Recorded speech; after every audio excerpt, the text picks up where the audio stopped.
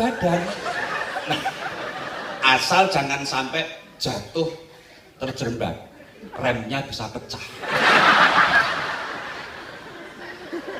Rumah sakit ini di bawah suatu yayasan, ketua umumnya Dr. Buset Patrajasa itu, ketua Dewan Pembina Agus Nur, baru saja mengadakan munas di Bali. Mau kompak, akhirnya terpilih aklamasi.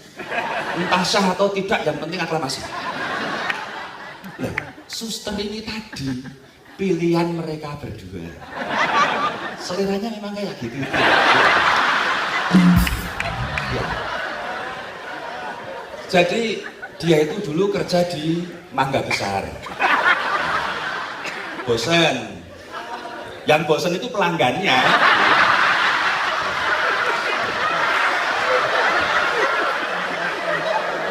Masa kayak gitu 300.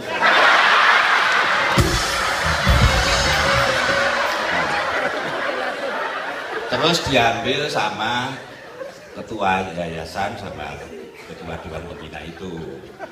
Anehnya dia itu memang seorang workaholic, gila kerja. Pagi siang membantu pimpinan umum, siang sore membantu ketua dewan pembina, malam membantu saya di sini. Anehnya itu parfumnya itu, bau tubuhnya itu ganti-ganti. Pagi sampai siang itu ya baunya Butet, siang sore ya baunya Agus Nur, sore malam ya kadang bau saya, kadang baunya pasien, tergantung siapa lah. Ya. Tapi bukan selera saya. Selera saya yang ini. Kalau ini dulu memang seorang peragawati, goyangnya yang terkenal goyang dada.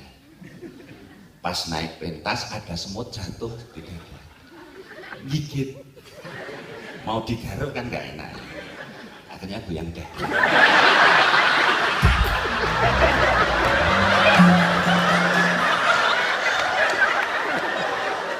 Semut itu mati dalam kehangatan dan dia jadilah juara goyang dada.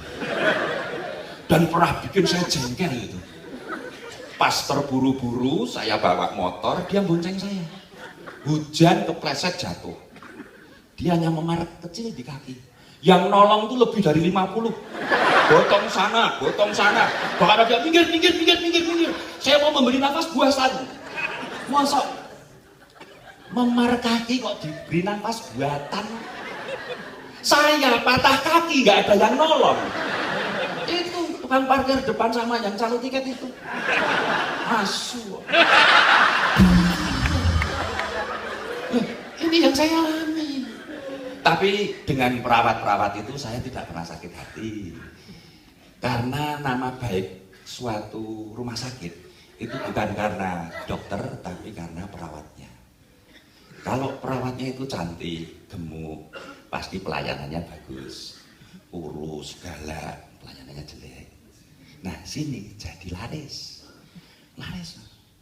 Dulu namanya Rumah Sakit Lali Jiwo. Seperti terpampang itu. Rumah Sakit Lali Jiwo, Jalan Merdeka, Jalan Medan Merdeka Utara, Jakarta Pusat. Tapi sebelumnya Jalan Medan Merdeka Pusat, Jakarta Utara. Ini pindah sini ini. Ini yang kedua. Nah, saya ubah menjadi rumah sakit umum karena zaman berubah, ya kita harus berubah. Sekarang zaman terbalik-balik. Sarjana hukum di penjara, sarjana ekonomi nggak bisa nyaur utang, dokter jiwa gendeng, saya ubah jadi rumah sakit umum. Nah, ada yang bilang rumah sakit di sini mahal. Enggak mahal, salah itu. Cuma bayarnya banyak, tapi nggak mahal. Nggak mahal. Pernah nggak ada orang sakit jantung datang ke sini, saya obati sembuh. Terus dia tanya, berapa rekeningnya dok? Ini langsung bangun lihat mati. Ya saya sadar bahwa memang di atas kemampuan rata-rata lah. Tapi ini kan rumah sakit yang komplit.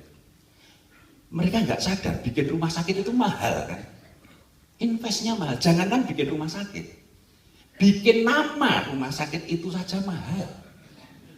Saya mau tulis nama itu misalnya rumah sakit karena sehat itu nikmat, rumah sakit Sari Nikmat begitu. Kok kayak rumah makan. Sumber waras bis. Akhirnya saya beri nama rumah sakit komplit demokratis. Komplit sini, fasilitas komplit, dokter komplit, karyawan komplit. Fasilitas, pasien datang langsung masuk ICU. Artinya saya melihat kamu. Iya. Artinya lagi, saya melihat kemampuan keuanganmu. Kalau miskin, kasih aja salep obat gosok lang. Kalau kaya, saya pindah di UGD. Unit Gaya Dana. Nah itu saya takut-takuti. Ini penyakitnya kronis, lalu dia bayar uang muka. Pindah belakangnya lagi, ruang operasi. Belakangnya lagi, rawat inap. Belakangnya lagi kamar mayat, belakangnya lagi kuburan. Jadi pasien di sini nggak pulang nggak masalah.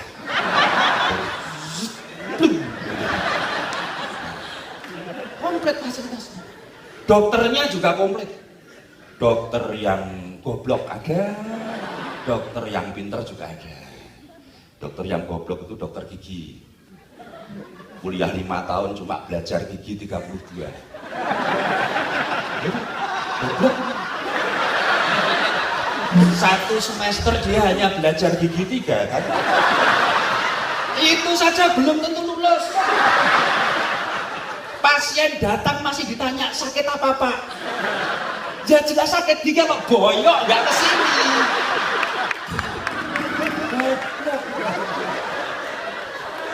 Tapi ya sudah saya terima aja. Yang pinter sebelah sana. Dokter yang paling pinter itu dokter hewan. Tidak pernah bertanya pada pasiennya. Datang, periksa, suntik, sembuh, mati, makan sendiri. Moralnya juga paling tinggi. Tidak pernah jatuh cinta pada pasien.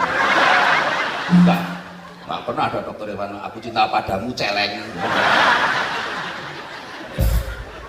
Dua-duanya ada di sini. Karyawannya juga komplit, sarjana semua. Nggak usah ditanya ijazah kuno itu. Lihat tampilannya, dia sarjana apa sudah ketahuan. Botaknya itu. Botak depan itu pasti sarjana ekonomi. Memikirkan masa depan rumah sakit ini. Botak atas itu sarjana ilmu agama. Selalu memikirkan yang di atas. Atau dia sarjana ilmu agama, nggak pernah naik jabatan, jadi nggak punya bawahan atasan, terus nanti pikir. Botak belakang itu sarjana sejarah, karena harus mempelajari sejarah penyakit orang itu. Botaknya belakang karena nggak ada sejarah masa depan, adanya sejarah masa lalu. Botak kiri ahli-ahli teknik menggunakan otak kiri. Otak kanan sarjana seni, ini sarjana seni. Karena kami memeriksa diiringi dengan lagu.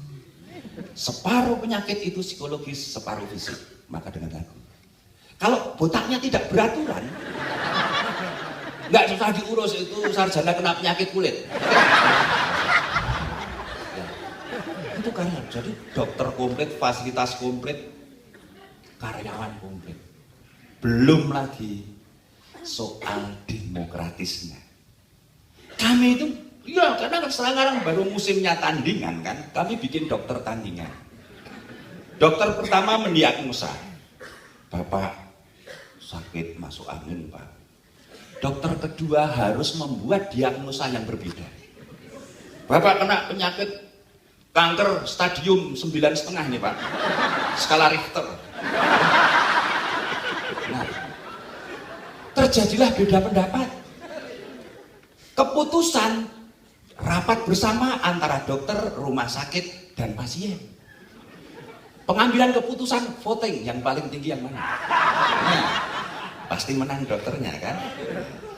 Lalu kita tangani, pasien puas, dokter bisa lepas tanggung jawab. Begitulah saya. Jadi rumah sakit ini disebut rumah sakit komplit demokratis. Baru di sini. Kalau mau sakit silakan. Yang belum sakit pun boleh kok masuk sini. Boleh, nggak masalah. Nah, tapi masalahnya sekarang ini perkembangan zaman makin maju, muncullah keanehan-keanehan ya. Ada yang tidak sakit malah ikut masuk ke sini.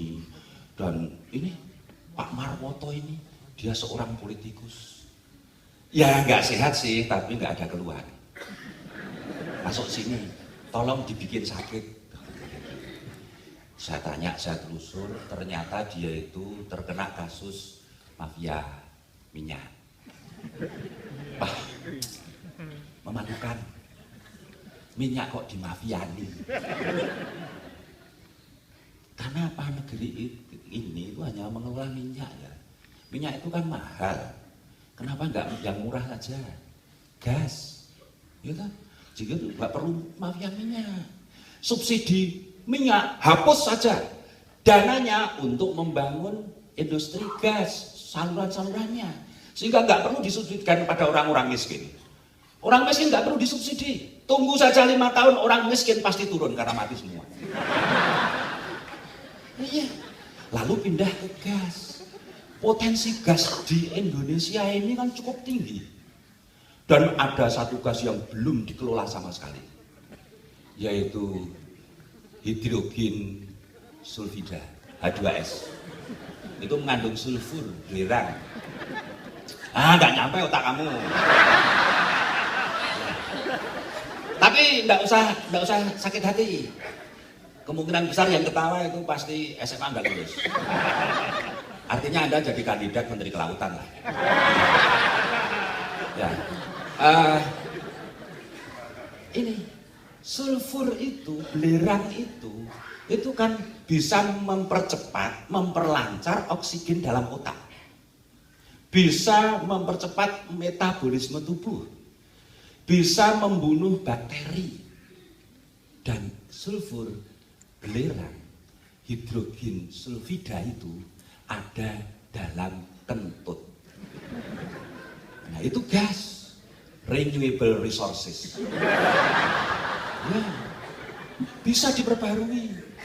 Celakanya Anda salah didik. Kalau ada orang kentut, tutup hidung. Nah, belerang nggak jadi masuk. Iya kan? Jadi mulai hari ini, kalau ada orang kentut, hiruplah dalam-dalam, pasti akan sehat. Karena oksigen akan segera ke otak, terjadi metabolisme tubuh, dan akhirnya membunuh bakteri. Nggak usah menyangkal, lebih baik dicoba dulu. Kalau otak Anda bebel, bengong, panggil teman aja, tolong kentutin wajah saya. Pasti bengongnya hilang. Jangan menyangkal. Mau bukti boleh kesini sekarang.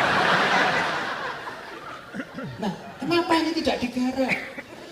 Belerang itu kalau terlalu banyak, jumlahnya banyak, bisa membuat baja sulfat, bisa menghancurkan kertas.